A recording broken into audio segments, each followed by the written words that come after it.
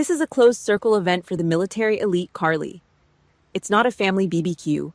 I can't have a civilian like you ruining Josh's image in front of his superiors. My sister's voice echoed through the speakerphone. No hesitation, not a single drop of remorse.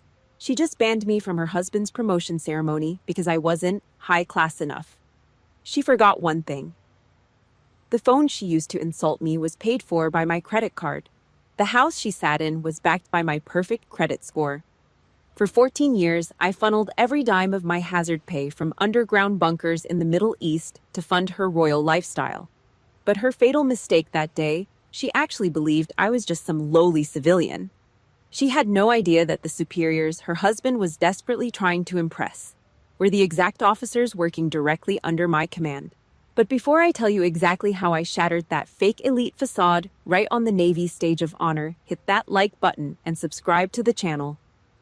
Trust me, you absolutely do not want to miss the look of pure horror on their faces when the truth finally dropped. The call ended, but the dial tone buzzed in my ear like a flatline. I stood perfectly still in the center of my kitchen. I didn't throw the phone. I didn't scream. I just stared at the cold black screen resting on the granite island. My jaw locked. Bone ground against bone, sending a sharp-shooting ache straight up into my temples. I placed both hands flat on the edge of the stone counter.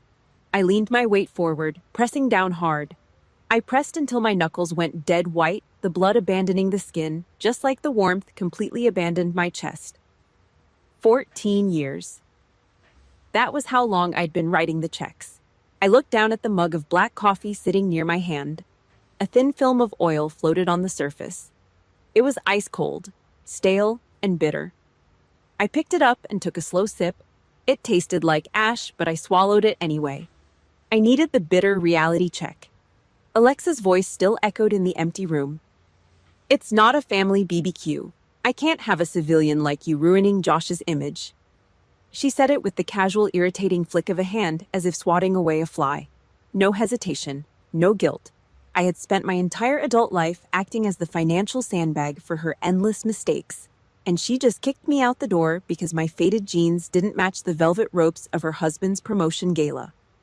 I turned my back on the kitchen and walked heavy-heeled into the study. The floorboards creaked under my boots. I sat down at my heavy oak desk and popped open my laptop. The blue glare from the screen hit my face, casting harsh gray shadows across my skin. I navigated to my banking portal. The page loaded. Right there at the very top of the recent transactions list on my secondary card was a fresh charge. $420. Boutique charge. The memo line read like a joke, Navy gala attire. She used my money to buy the chiffon armor she planned to wear while locking me out of the room. I reached down and yanked open the bottom drawer of the desk. The metal tracks screamed. I ignored the neat stacks of tax returns and dug out a rigid yellowing manila folder. I flipped it open. Inside sat a near-miss casualty report from a forward operating base in the Persian Gulf. I ran my calloused thumb over the dried dirt smudges still baked into the corner of the paper. 7 years ago, a mortar shell had ripped through the eastern wall of our compound. I spent 3 days choking on sulfur dust and the metallic taste of copper blood keeping pressure on a teammate's shredded leg. I earned an extra hazard pay bonus that month. The exact same month I wired every single dime of it back to the States to bail Alexa out of an eviction notice. I looked at the $400 pixelated number on the screen. Then I looked at the dirt on the military report. Blood money. Hazard pay earned in the crosshairs converted into a cheap piece of evening wear for a parasite. The sheer disgust made the bile rise in the back of my throat. Alexa built her entire fake social empire on my silence. Because of strict naval intelligence protocols, I left the war at the base. I drove a 10-year-old rusted Ford. I wore plain gray t-shirts and denim. I looked like a tired desk jockey scraping by on middle management pay. That was the whole point. An intelligence officer who stands out as a dead intelligence officer. Alexa weaponized that cover. She spun a pathetic narrative to her little officer wives club, painting me as the broke civilian older sister. A financial dumpster fire she constantly had to tolerate. The dependopotamus syndrome had completely rotted her brain. She worshipped Josh's gold oak leaf cluster as if it made her royalty by association. She strutted around base, demanding salutes, completely blind to the reality of the chain of command. I stood up, pushing the heavy chair back, and walked to the deep closet in the corner of the study. I shoved past the row of worn flannel shirts. Hidden in the dark dead space at the back hung a thick vinyl garment bag. I grabbed the heavy brass zipper and pulled it straight down. The stark, blinding white fabric of my navy dress whites absorbed the dim light of the room. I reached out my fingers, tracing the razor-sharp crease of the shoulder. My hand brushed against the cold, heavy metal pinned to the collar. The silver oak leaf. O5. Commander. Right below it sat the campaign ribbons. Rows of combat deployments, intelligence commendations, and a Purple Heart. Medals earned in rooms without windows and deserts without mercy. Alexa wanted to play military-class warfare. She had absolutely no idea she was picking a fight with the very ghost who owned her husband's battlefield. I pulled the zipper back up. The teeth locked together with a sound like a body bag being sealed shut. I walked back to the desk and sat in the blue glow of the screen. My chest stopped tight. My mind went completely clear. Cold. Calculating. The low, gravelly voice of Admiral Vance from a classified briefing years ago echoed in my head. Don't swim across a river to save someone who just blew up the bridge, Commander. Let them drown. Alexa blew up the bridge. She just didn't realize I was the one holding the only oxygen tank. I didn't yell. I didn't pick up the phone to curse her out, demand my money back, or play the victim. That was civilian behavior. Emotional garbage. I operated on military precision. I grabbed the computer mouse. The little white cursor glided smoothly across the screen, hovering over the joint account settings. I scrolled down the list of authorized users. Alexa Redmond. I moved the cursor over the red button labeled Revoke Access. My index finger rested heavy on the cold plastic. I didn't shake. I didn't hesitate for a fraction of a second. I pressed down. The sharp mechanical click echoed in the silent room like a firing pin striking a primer. Access denied. Card deactivated. Zero balance. The financial oxygen line was officially cut. Now the countdown began. I just had to sit back and watch her start suffocating. That sharp mechanical click of the computer mouse echoed in the silent study. It sounded exactly like the cheap plastic pen I snapped in half 7 years ago. The memory hit me hard. A suffocating concrete bunker in the Persian Gulf. 115 degrees in the dead of summer. The air inside smelled of stale sweat, burning trash, and the sharp chemical sting of JP-8 jet fuel. I was covered in a thick layer of grit. Mortar dust coated my teeth. Less than 2 hours prior, I'd survived a shelling that turned the eastern wall of our forward operating base into gravel. My ears were still ringing a high-pitched whine that wouldn't stop. What was I doing in the aftermath, sitting on a rusted metal folding chair, signing a Western Union wire transfer form, handing over 10 grand in combat hazard pay? My mother's voice had come through the encrypted satellite line, staticky, whining, demanding. Your sister is under so much pressure right now, Carly. You know how hard it is for her trying to keep up appearances. Be a good older sister. We are family. I spat a mouthful of sand into a tin cup. Not a single question about the sirens wailing in my background. Not a single word about the casualty reports. Alexa was stressed about maxing out her credit cards on luxury furniture. I was stressed about shrapnel taking my legs off. But I signed the paper. I was the designated family ATM. The permanent scapegoat. She was the golden child entirely insulated from the real world, wrapped in a bubble paid for by my blood. Fast forward to last November, suburban Maryland. The contrast gave me severe whiplash. I traded the smell of burning diesel and copper blood for the heavy stench of garlic butter, roasted turkey, and Alexa's suffocating, overpowering floral perfume. Josh stood in the center of my parents' living room. He actually wore his formal service dress uniform to a private family dinner, a gold oak leaf pinned to his collar. Major Joshua Redmond. He stood stiff, chest puffed out, holding a glass of neat scotch like he was posing for a military recruiting poster. He wanted everyone in the neighborhood to see the brass on his shoulders. I sat in the corner of the room. Faded gray flannel, worn-out leather boots, The invisible, disappointing civilian sister. Josh rattled the ice in his empty glass. He didn't even bother to look at me. He just pointed the heavy crystal tumbler in my general direction. Carly, be useful for once. Grab the Cabernet from the kitchen. And do not shake the bottle this time. It ruins the sediment. He barked it like an order to a low-ranking private. The sheer arrogance rolled off him in suffocating waves. He treated my parents' house like his personal command post, and I was just the hired help. I stopped. My spine locked into a perfectly straight line. Muscle memory from 20 years of standing at attention kicked in. I could have broken his jaw right there. I could have pulled rank, flashed my military ID, and watched his knees buckle on the faux hardwood floor. An 04 major barking orders at an 05 commander. In the real Navy, I could have ended his career before dessert. But I didn't. I kept my cover. I walked into the kitchen and got the damn wine. We sat down at the dining table. The verbal abuse quickly shifted targets. Alexa leaned over her plate of mashed potatoes, pointing her silver fork directly at Paul. Paul, my fiancé, a man who spent his days running a nonprofit organization, swinging hammers, and building transitional shelters for homeless combat veterans.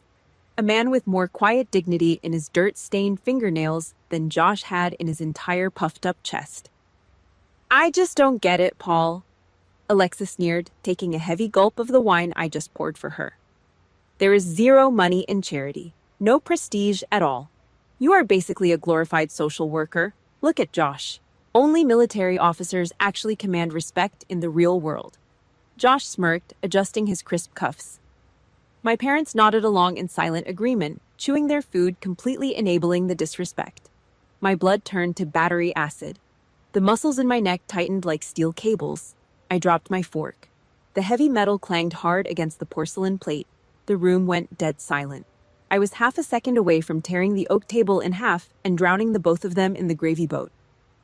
Then a warm, calloused hand clamped down hard on my knee under the table. Paul. He didn't look angry. He just looked at me, grounding me. A silent, steady command. Do not engage. They are not worth the dirt on your boots. I forced my hands back onto my lap. But right then, sitting in the stifling heat of my parents' dining room, something inside my chest permanently snapped. It was one thing to bleed me dry.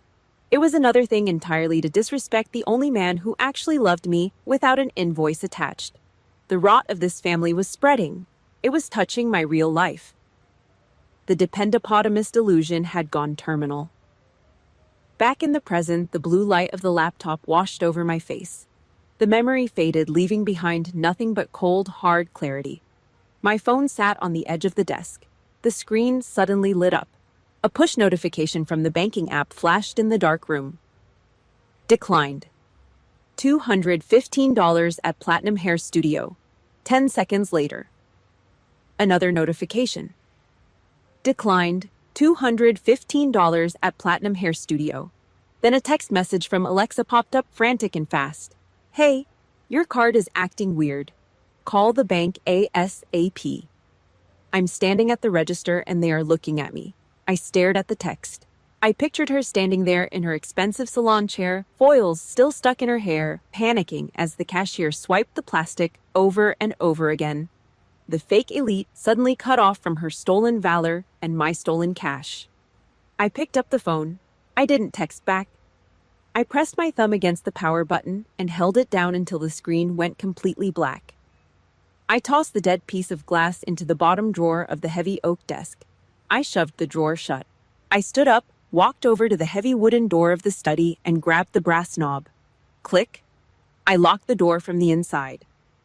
The financial oxygen line was completely severed. Now she was going to have to learn how to breathe on her own. Morning. My gray workout shirt clung to my back, heavy with cold sweat. I just finished a 5-mile run on the pavement outside. The kitchen was dead quiet except for the harsh, violent buzzing of my cell phone against the oak dining table. The device vibrated so hard it slowly inched toward the edge of the wood. I watched it move. I did not reach for it. I stood at the granite counter, dumping dark roast grounds into the coffee filter. The screen lit up, flashing aggressively in the dim morning light. A barrage of text messages. Alexa. My card just declined.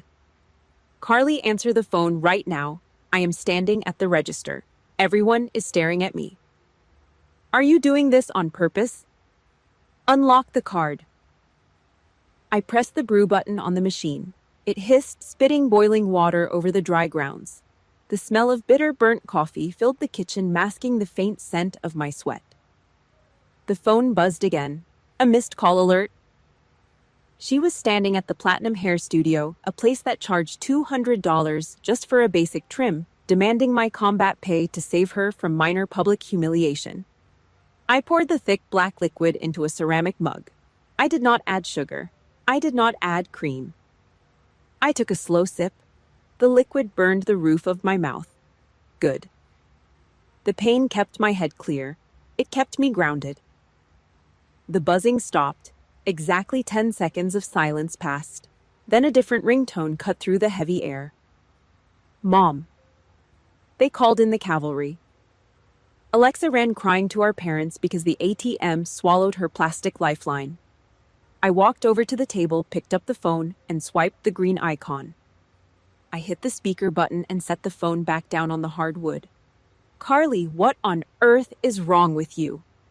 My mother's voice was sharp, loaded with that familiar heavy disappointment she reserved only for me. Your sister is sitting in her car hyperventilating. She has a major gala to prepare for. You know the pressure she is under as a military wife. It is a very demanding lifestyle. I stared at the black surface of my coffee. A demanding lifestyle. My sister spent her days at country clubs and hair salons wearing my money. You are sisters. My mother kept pushing, laying the guilt on thick like wet cement. You need to compromise. You have a quiet civilian job. You do not have her social obligations. You can afford to help her. Turn the card back on. Do not be selfish, Carly. My hand shot out. I grabbed the heavy ceramic mug and slammed it down hard on the granite island. Crack! Dark boiling coffee splashed over the rim, pooling on the cold stone. The violent noise echoed through the phone speaker. My mother went completely silent mid-sentence. The old Carly would have apologized for the noise.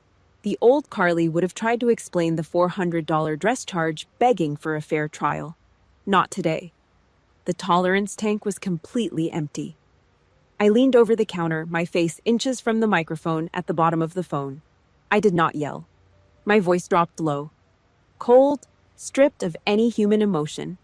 It was the exact tone I used when interrogating hostile targets in the Gulf.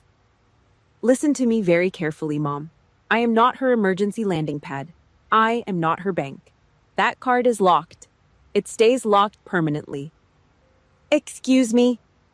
My mother gasped. Her pitch went high, trembling with fabricated outrage. You do not speak to me that way. If you do not turn that card back on right now, you are no longer welcome in this family. Do you hear me? I will disown you. There it was. She played her final card. Total banishment. The ultimate threat used to keep the family scapegoat in line. Obey or lose your bloodline. I did not flinch. My heart rate did not spike. I looked at the spilled coffee dripping off the edge of the counter and hitting the floor. Understood, I said. I reached down and tapped the red button. The call dropped. Dead silence rushed back into the kitchen. I did not argue. I did not explain my side of the story. I opened the contact settings on my phone. I scrolled to my mother's name. Block caller. I did the exact same for my father. Then I did it for Alexa. The phone went dark. Total blackout. The perimeter was secured. The silence in the house was heavy, but it was no longer suffocating. It was clean. The wall clock ticked, steady, relentless. I walked out of the kitchen, leaving the mess on the counter. I wiped my calloused hands on my sweatpants and headed straight for my study. I knelt on the cold hardwood floor in front of the solid steel safe tucked under the bottom bookshelf. I spun the cold metal dial. Left, right, left.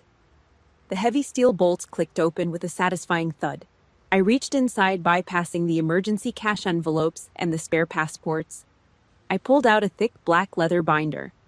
I stood up and laid it flat on the heavy oak desk. I flipped the cover open. The smell of old paper and printer ink hit the air. Right there, sealed in heavy plastic sleeves, was my official service record, naval intelligence fitness reports, combat commendations, and a crisp, heavy stock paper stamped with a 4-star admiral's seal. I reached under the collar of my sweaty shirt and pulled out my dog tags. The cold stamped metal edge pressed hard into my calloused thumb. I rubbed the raised letters of my own name. My family just disowned me. They cut me off, fully believing the isolation would break my spirit. They thought I would come crawling back begging for their toxic crumbs of approval and ready to open my wallet. They were dead wrong. The isolation did not terrify me. It liberated me. The pathetic civilian disguise was officially dead. I closed the heavy leather binder. I was done taking casualties on the home front. It was time to return to my actual battlefield. The smell of burnt coffee was gone. When I finally walked out of the study 2 hours later, the air smelled like frying bacon, melted butter, and toasted sourdough. Paul stood in my kitchen. He wore a faded flannel shirt over a plain white tee, dusting flour off his hands. He did not ask why the heavy ceramic mug was cracked. He did not ask why a puddle of dark roast was drying into a sticky stain on the granite island.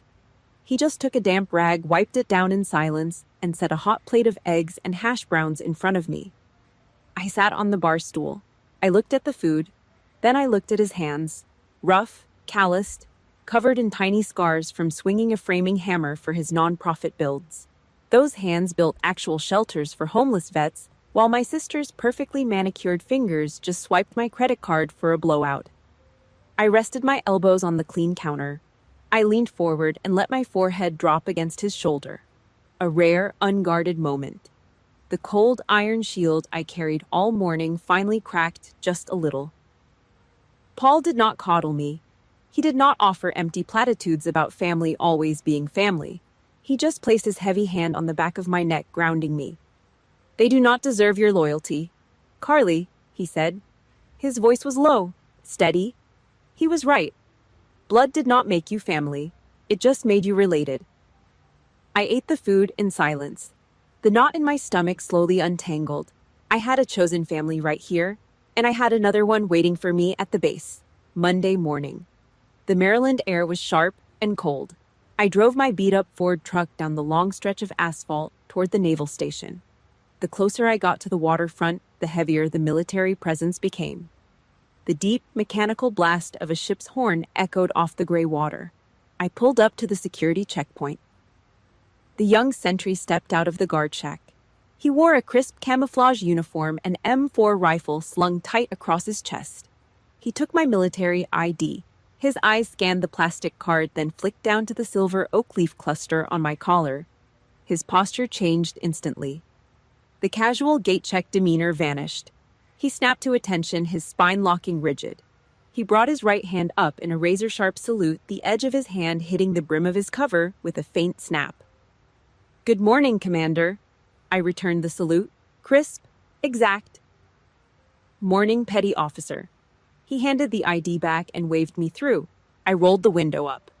A quiet sense of pride settled deep in my chest. Out there in suburbia, I was the civilian loser sister, the financial dumping ground for a spoiled dependopotamus. But here, behind this wire fence, I was a high-ranking officer in the United States Navy.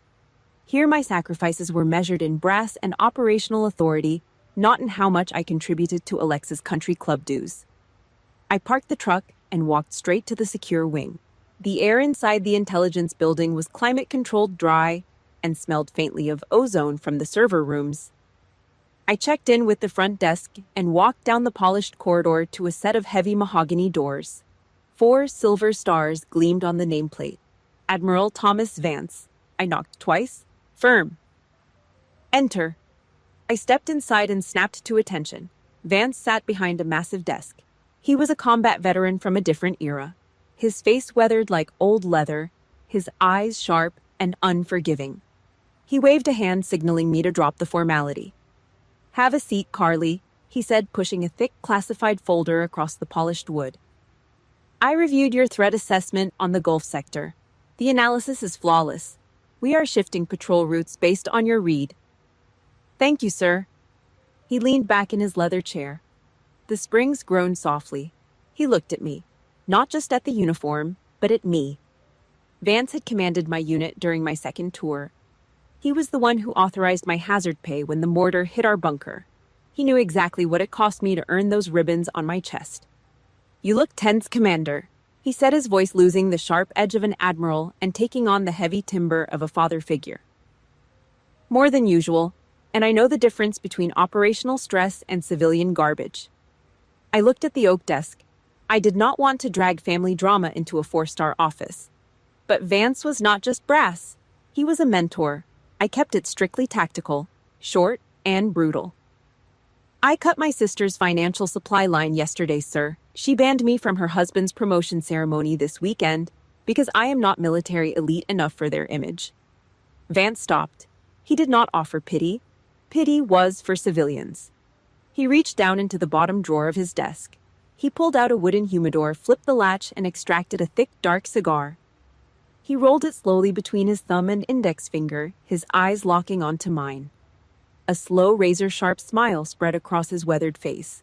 It was the exact same smile he wore right before he authorized an airstrike. "Major Redmond, correct?" Vance asked. "Yes, sir. Getting his gold leaf." Vance bit the end off the cigar and spit the tip into a brass wastebasket. He did not light it. He just clamped it in his teeth. "Commander," Vance said, his voice dropping into a low, dangerous gravel, "if they want to see the military elite, we are going to show them exactly what the real elite looks like." He picked up a heavy black phone on his desk and hit a single speed dial button. He did not break eye contact with me. "Get me protocol," Vance barked into the receiver. "I need to make a sudden adjustment to a VIP seating chart for this weekend, 5 days before the promotion gala. Wednesday evening." I sat at the glass coffee table in my living room, cleaning my issued sidearm. A Glock 19, stripped down to the frame. The sharp chemical smell of Hoppa's No. 9 gun solvent filled the air. My hands were covered in a thin layer of black carbon and gun oil. I pushed a brass brush through the barrel. The abrasive scrape of metal on metal was the only sound in the house. Then my phone vibrated. It sat flat on the heavy glass table. The vibration motor rattled aggressively against the hard surface, creating a harsh, grating buzz that set my teeth on edge. I ignored it. I kept scrubbing the barrel. It buzzed again, then a third time. I set the slide down on a microfiber cloth, wiped the dark grease off my fingers, and picked up the device. The screen glared in the dimly lit room. 3 new text messages. Alexa. It had been days since I cut off her credit card. I figured she was texting to finally apologize, or maybe to beg, or maybe to throw another tantrum about being financially stranded at a high-end salon. I unlocked the screen. It was none of those things. "Hey, need a massive favor. Josh and I have to leave super early this weekend for his promotion gala. We need to mingle with the senior officers before the crowd gets there. Are you free to come over, watch the dogs, and do a deep clean of the downstairs floors?" The cleaning lady canceled. "Thanks." I stared at the glowing white text bubbles. I read the words 3 times. My brain actually struggled to process the sheer, unadulterated audacity staring back at me. She did not mention the locked credit card. She completely bypassed the fact that she had just publicly banned me from this exact same military gala for not being elite enough. She genuinely believed she could slam a door in my face, lock it, and then slide a list of chores under the crack. The parasite logic was astounding. Weaponized incompetence at its absolute finest. She wanted me to scrub her hardwood floors I paid for. She wanted me to pick up after her 2 untrained, neurotic golden doodles. She wanted me on my hands and knees smelling like bleach and dog urine, while she put on a $400 chiffon dress bought with my combat hazard pay to go drink top-shelf champagne with the very officers I commanded. The level of class delusion was terminal. She viewed my time as completely worthless. She looked at my plain gray t-shirts, my worn-out boots, and my quiet demeanor, and she saw a servant. An unpaid maid who existed solely to absorb her stress and clean up her messes. A cold, heavy knot of pure disgust coiled tight in my stomach. It was not sadness. I was done being sad. It was revulsion. The kind of revulsion you feel when you step on a rotting carcass in the woods. I looked at the disassembled gun parts on the table.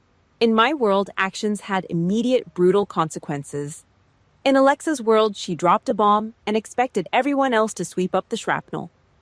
I wiped my thumb on my jeans and tapped the glass screen. I did not write a paragraph. I did not explain my boundaries. I did not demand an apology. I typed one single word. No. Send. I set the phone back down on the glass. 2 seconds later, the screen lit up again.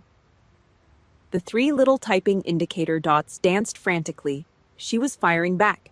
The response came through like a machine gun burst. Excuse me? Why are you being so insanely selfish? I'm under a massive amount of pressure right now. You have no idea what it takes to be a military wife at this level. You just sit at a civilian desk all day. You have nothing going on this weekend. Just help me out. Family helps family, Carly. My blood turned to ice water. The muscles in my jaw tightened until my teeth ground together.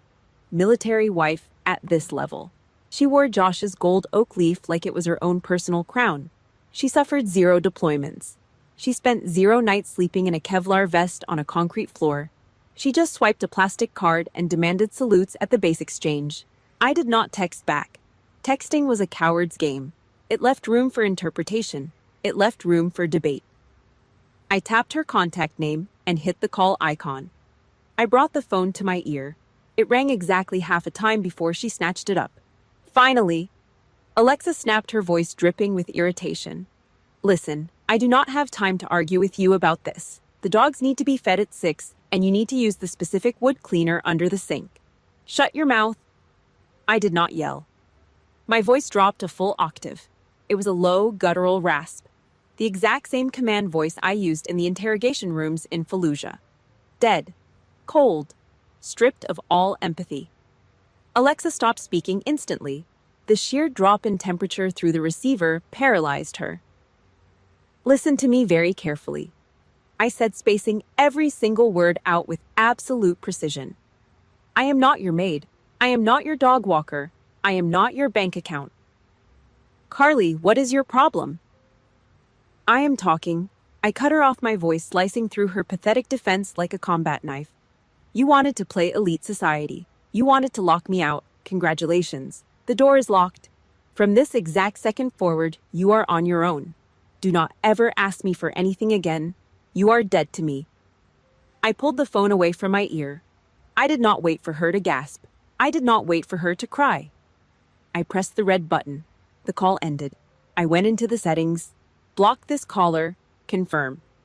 I tossed the phone back onto the glass table. It landed with a dull, heavy thud.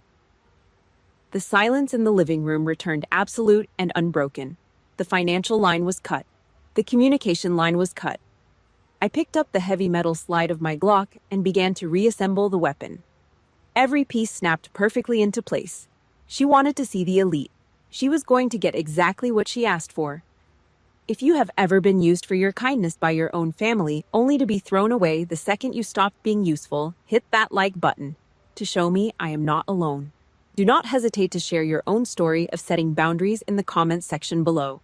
And keep watching to see exactly how I made them pay the ultimate price. The living room was completely silent. I did not feel angry anymore. I did not feel sad.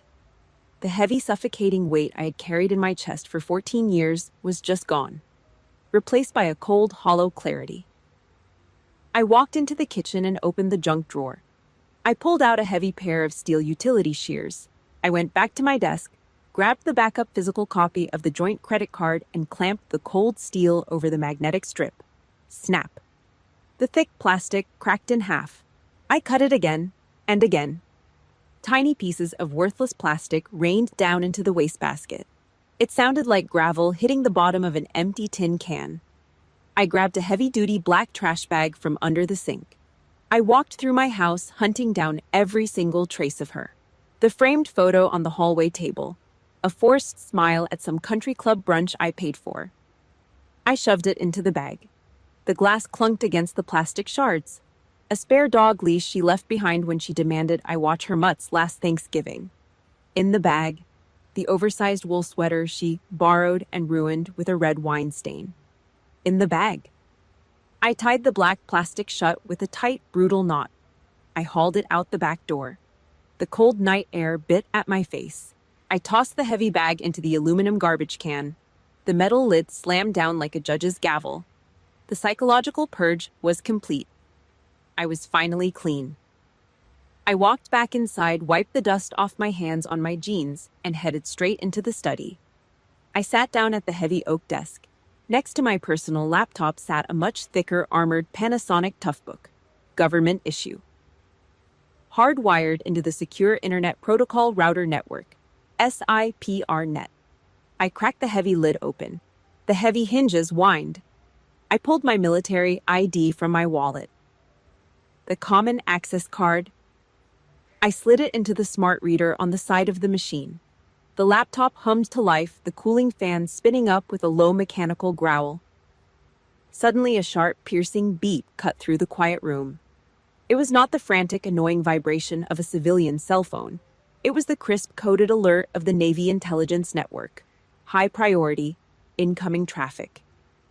I leaned forward. The screen cast a pale blue light across my face, reflecting in my eyes and illuminating the calloused knuckles resting on the desk. I placed my fingers on the heavy mechanical keyboard. I punched in my 16-character alphanumeric passcode. I hit the enter key. The encryption wall dissolved. The secure inbox loaded. Right at the top, bold and highlighted in red, was a message originating directly from the office of the commander. 4-star clearance. Admiral Thomas Vance. I double-clicked the trackpad. The encrypted file unspooled across the screen in stark black and white military format.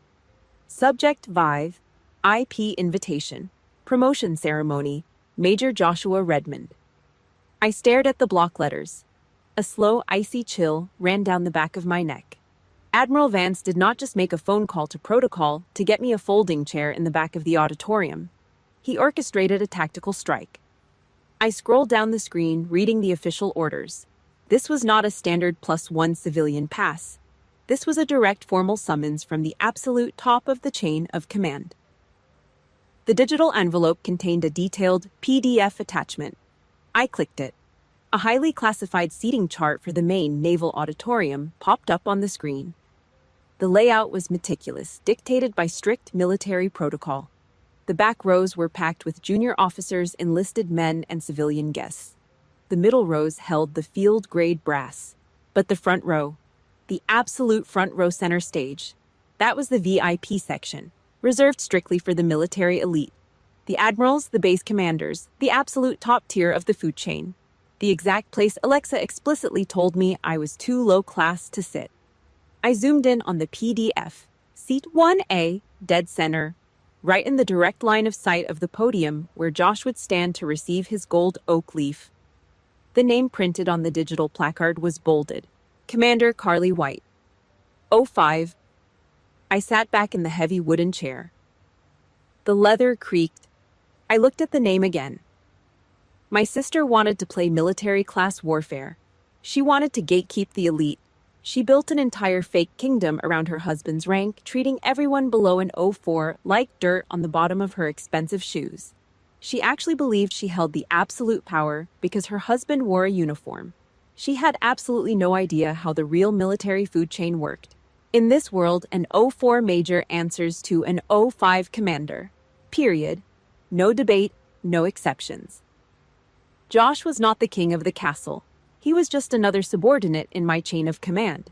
And Alexa was about to find out that the broke civilian sister she just banned from the party was the exact same person her husband had to salute.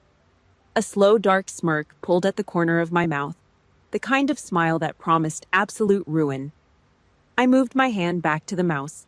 The cursor glided smoothly across the screen, hovering perfectly over the green button at the bottom of the page. Confirm attendance. I did not hesitate. I did not blink. I pressed my finger down hard on the plastic. Click. The screen flashed, locking my name into the official Navy registry for the event.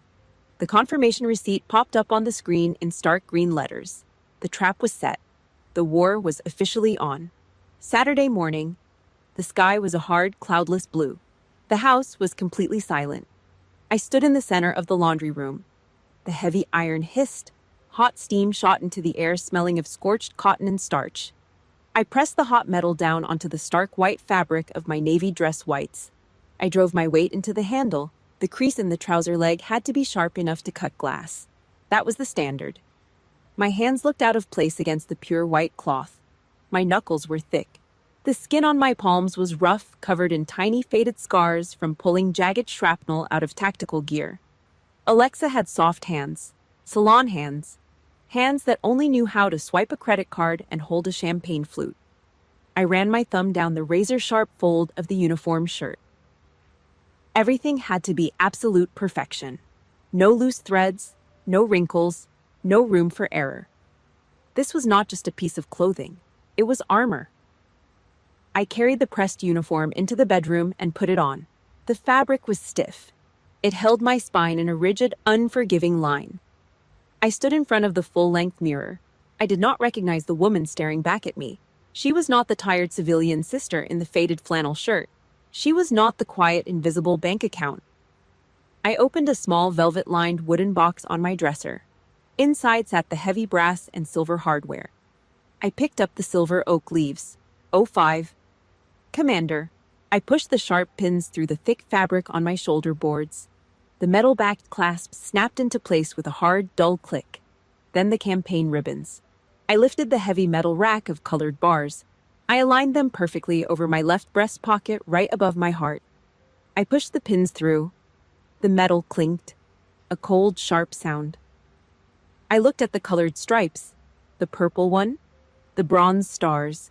Every single inch of that ribbon rack represented a moment where I almost did not come home. I bled into the desert dirt so Alexa could buy $400 dresses and host suburban cocktail parties. She thought my money grew on trees. She thought I was just a quiet loser pushing papers at a desk. She was about to find out the exact exchange rate of my hazard pay. Today the brass was going to shine. I grabbed my car keys. I walked out the front door. The morning air hit my face, biting and cold. I climbed into the cab of my 10-year-old Ford truck. The engine turned over with a rough, heavy growl. I pulled out of the driveway, leaving the quiet suburban neighborhood behind. I drove south toward the naval station. The closer I got, the more the civilian world faded away. The smell of exhaust fumes gave way to the heavy salt-choked air of the Atlantic Ocean. The traffic thinned out. The massive chain-link fences topped with razor wire came into view. I pulled up to the main security gate. I rolled down the window. The cold wind whipped into the cab. A young Marine stood outside the guard shack. He wore woodland camouflage. He looked bored. He stepped up to the window, expecting to wave through another civilian contractor or a low-ranking sailor. I handed him my military identification card.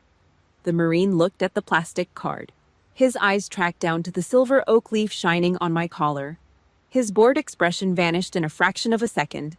His boots slammed together. The sharp smack of leather hitting leather echoed off the concrete barrier. His spine locked bone straight. He brought his right hand up in a flawless razor-sharp salute. "Good morning, Commander," he barked. His voice was loud, echoing with absolute, unquestioning respect. I brought my hand up to the brim of my cover. I returned the salute. Sharp. Exact. "Morning, Marine."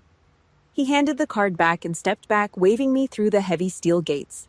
I rolled the window up. My family treated me like a stray dog. They locked me out, used me up, and threw me away. But here on this asphalt, I commanded an entire base. The respect was not borrowed. It was earned in blood. I parked the truck in the designated VIP lot near the Admiral's Hall. I cut the engine. The silence in the cab was heavy. I looked out through the windshield. The massive building loomed ahead, surrounded by manicured lawns and concrete pillars. The main entrance was framed by massive floor-to-ceiling glass windows. I stepped out of the truck. The heavy door slammed shut behind me with a loud metallic crunch. I adjusted my white combination cover, pulling the black brim low over my eyes. I walked across the black asphalt. My leather Oxford struck the ground with a steady rhythmic knock. Through the glass, I could see the pre-ceremony reception. The room was packed with dress uniforms and expensive civilian gowns. It was a sea of blue, white, and gold. Then I spotted her. Alexa stood near the front of the hall, hovering right next to the roped-off VIP section. She wore a pale blue chiffon dress, the exact dress she bought with my credit card. She held a crystal glass of champagne. She was laughing loudly, tossing her hair back desperately, trying to hold the attention of a group of senior officer wives. Josh stood next to her in his major uniform, puffing out his chest, looking incredibly proud of his fake borrowed elite status. They looked so comfortable, so arrogant, so completely convinced that they had won. They thought they had successfully locked the embarrassing civilian sister out of their high-class world. I stopped at the bottom of the concrete stairs leading up to the main double doors. I took one long, slow breath of the cold ocean air. I reached up and adjusted the silver oak leaf on my collar one last time. I placed my hand on the heavy brass handle of the glass door. I pulled the heavy brass handle. The glass door yielded. I slipped through the side entrance, bypassing the crowded reception area entirely. The main auditorium was massive, smelling of floor wax and stale air conditioning. I moved through the shadows of the side aisle. The velvet ropes sectioned off the front row, the VIP section. I walked past the assigned seating placards until I found seat 1A, dead center. I sat down. The red velvet seat swallowed the sound of my movement. Down in the main hall, the crowd began to filter in. I watched them from the elevated tier. Josh strutted down the center aisle like a rooster in a barnyard. His uniform was crisp, but his posture was arrogant, too relaxed for real military discipline. He shook hands with junior officers, flashing a practiced plastic smile. Alexa walked a half step behind him in that $400 blue chiffon dress. She held her chin high, scanning the room. She looked at the folding chairs in the back, the civilian section. I saw the exact moment her eyes swept over the empty seats.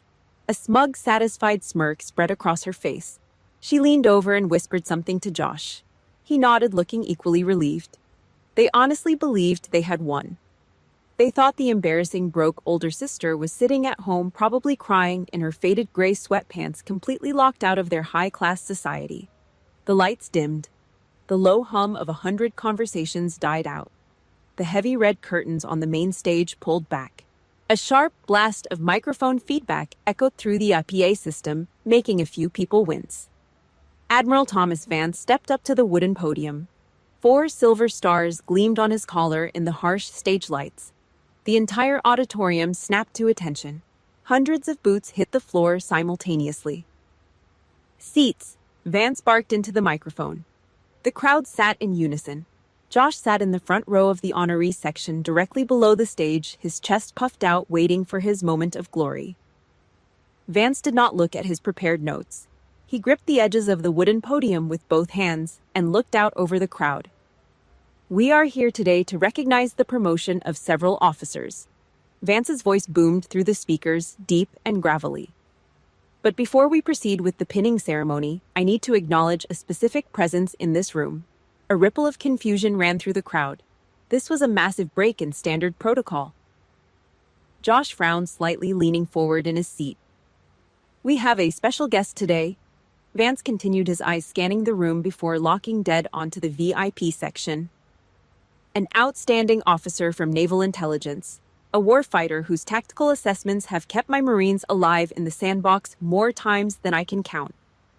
Vance raised his right hand. He pointed straight at me. "Please welcome Commander Carly White to the stage."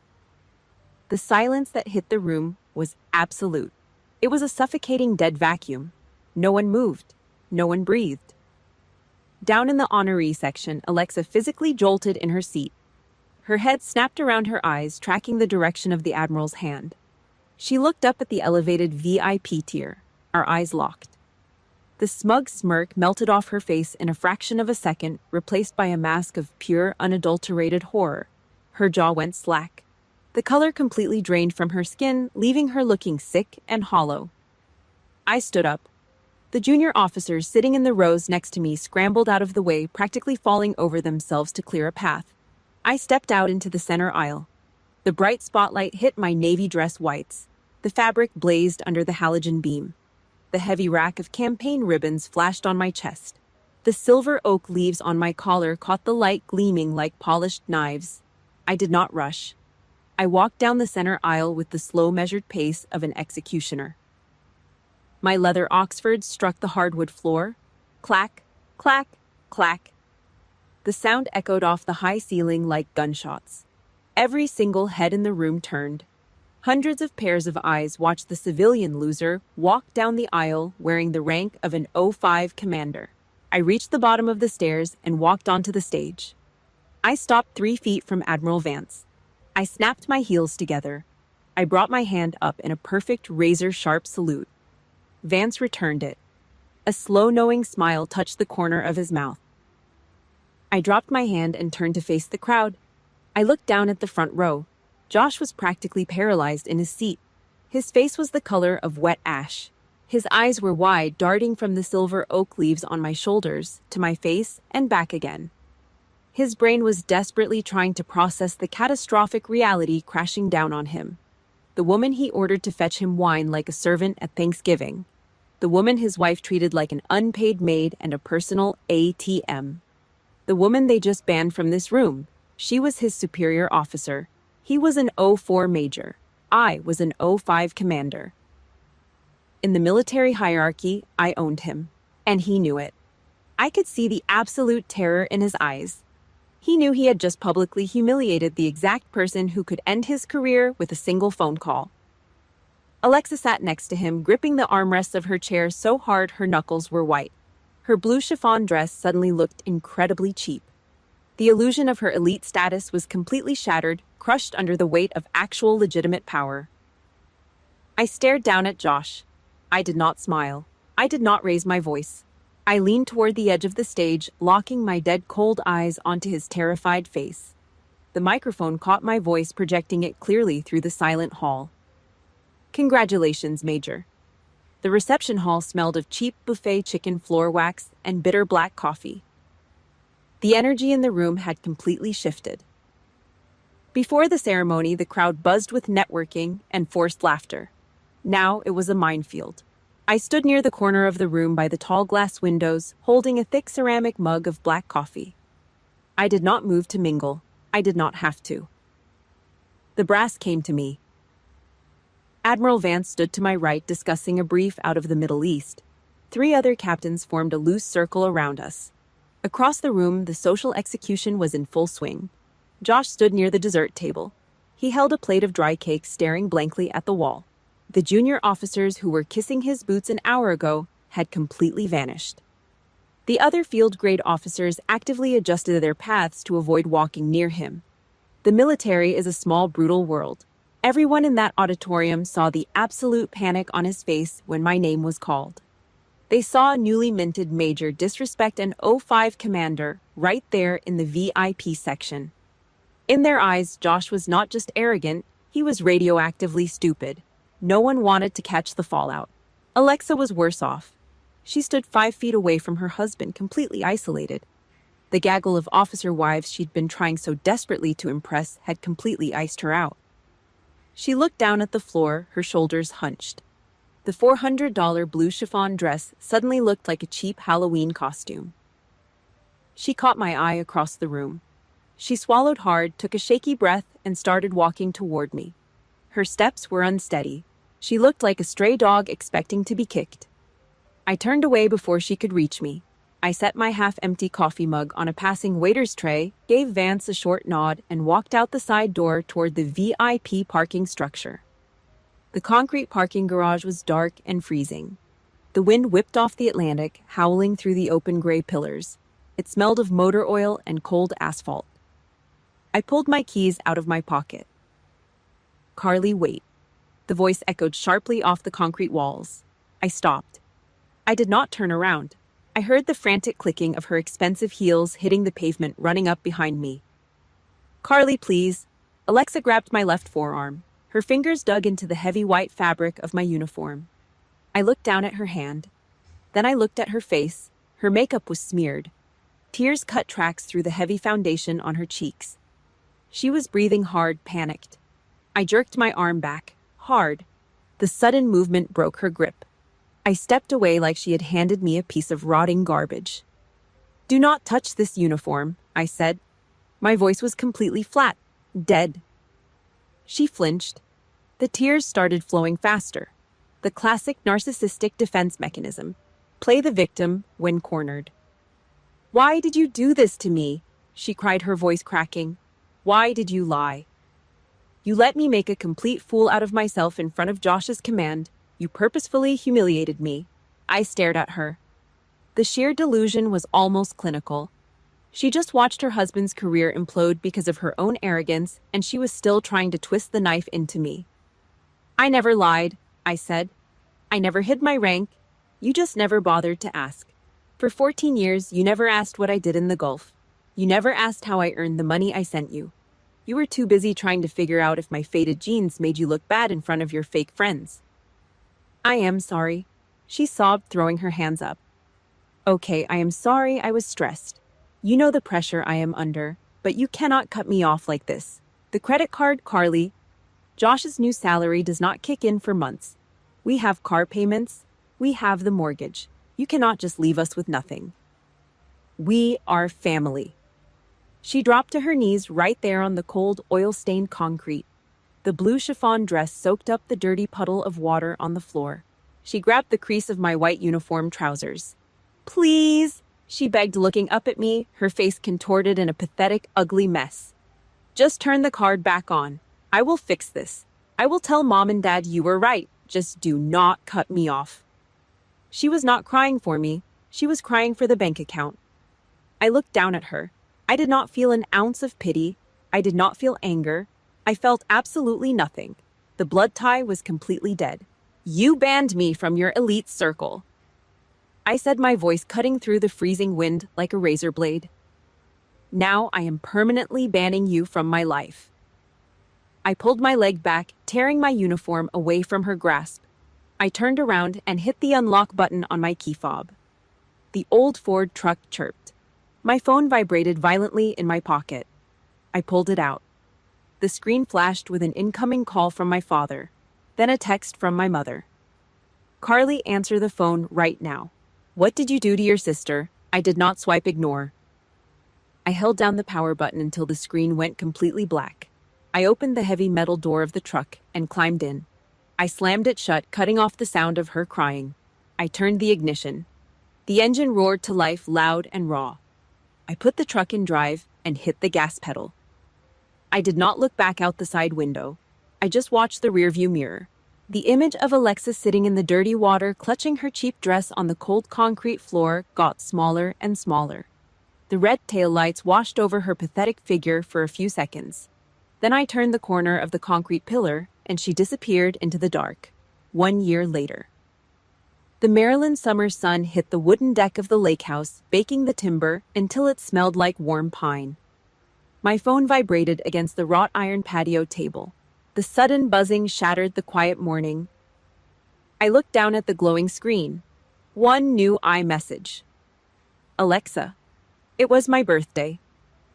For the first time in 15 long years, she did not start the conversation by asking for a single dollar. She did not complain about a credit card bill. She did not whine about the suffocating pressure of being a military wife. The text was 3 short, incredibly careful sentences. Happy birthday, Carly. I hope you are doing well. Josh and I really miss you. I stared at the black letters on the bright white screen. I could practically smell the fear and desperation radiating through the digital text. She was absolutely terrified. The military community had completely blacklisted Josh after that catastrophic day in the auditorium. He disrespected an O5 commander in front of the entire brass. He was permanently stuck at a dead-end desk job pushing meaningless papers, his career trajectory completely dead in the water. Alexa became a ghost in her own neighborhood. The other officer wives cut her out like a bad infection. She typed those words with trembling hands, desperately hoping to crack the door back open, hoping the old reliable family ATM would finally feel sorry for her. I pressed my rough thumb against her message bubble. A small reaction menu popped up on the screen. I did not type a single letter in response. I did not demand an apology. I just tapped the gray thumbs up icon. Message acknowledged. Conversation over. I pressed the power button. The screen went dead black. I dropped the heavy piece of glass into my front pocket. The silence was absolute, and it belonged entirely to me. I walked back inside the house. The interior air smelled of fresh pine sawdust, burnt wood, and the sweet cut grass blowing in through the open screen door. Paul stood in the kitchen laughing quietly as he flipped pancakes on a heavy cast iron skillet. His voice was a low, steady rumble that vibrated through the floorboards. It was the sound of a real home. I walked over to the corner of the living room. I held a heavy steel framing hammer in my right hand. I ran my thumb over the scarred wooden handle. I lined up a thick steel nail against the edge of a solid oak plank. I pulled my arm back and swung the hammer hard. Thwack! The metal drove deep into the raw wood. I swung again. Thwack! I was building a bookshelf from scratch. The physical labor felt incredibly good. My money, my hazard pay, my blood. It no longer funded fake royalty in the Maryland suburbs. It bought this plot of land.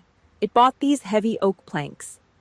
I lifted a stack of wooden picture frames from a cardboard box on the floor. I set them carefully on the newly finished shelf. Pictures of my old intelligence unit in the sandbox. Dust-covered Marines smiling through the desert grit. I laid my bronze challenge coins in a neat straight line next to them. These people bled for me. Paul stood by me. This was my bloodline now. The rest was just biological white noise. I wiped the sawdust off my jeans and walked into the master bedroom. A small velvet-lined black box sat on the wooden dresser. I popped the lid open. The morning sunlight poured through the glass window, catching the heavy silver medal resting inside. The Silver Eagle. Last week, the Department of the Navy officially approved my promotion. 06. Captain. There was no catered reception. There was no rented hall smelling of cheap floor wax and stale champagne. I did not send out a single formal invitation. I did not call my mother. I did not call my father. They permanently lost the right to celebrate my victories the exact day they demanded I fund my sister's parasitic delusions. I picked up the heavy metal eagle. The edges were sharp and cold against my calloused skin. I stood in front of the full-length mirror, wearing nothing but a plain gray t-shirt and faded denim. I pushed the sharp pins through the thick cotton collar. I fastened the metal clasps tight against my collarbone. I looked at my own reflection. I did not need a crowd of fake friends clapping for me. I did not need Josh saluting me with pure terror in his eyes to validate my worth. The Silver Eagle was heavy. It carried the weight of every desert deployment, every classified briefing, and every single time I chose duty over comfort. I earned it in the dark. I wore it in the silence. My pride did not require the applause of ungrateful people. I walked back out onto the back porch. The wooden floorboards creaked softly under my heavy boots. Paul walked out behind me, handing me a thick ceramic mug of black coffee. Steam rose into the cool morning air. I took a slow sip. The dark liquid was hot and perfectly bitter. I looked out over the flat glass-like surface of the lake. A low gray fog rolled across the water. For years, I thought power was the ability to scream the loudest. I thought power was having the highest military rank, the biggest bank account, or the sharpest comeback in a family argument. I was completely wrong. Power is the absolute unflinching ability to look at a toxic tumor, cut it out with a scalpel, and walk away without blinking. Power is silence. Alexa and my parents probably thought my silence was a punishment. They thought I was sitting out here holding a bitter grudge. They had absolutely no idea that I simply forgot they existed. I stood shoulder to shoulder with Paul. The sun broke over the tree line, casting long, sharp shadows across the wooden deck. I survived the mortar shells in the Persian Gulf, and I survived the parasites in my own family tree. I took another sip of the black coffee. I was finally free. Sometimes forgiveness is not about letting them walk back into your life. It is about letting yourself lock the deadbolt so you can finally walk away in peace. If you agree with me, hit that like button, subscribe to the channel, and share your own experience of setting a permanent boundary down in the comment section below. I will see you in the next story.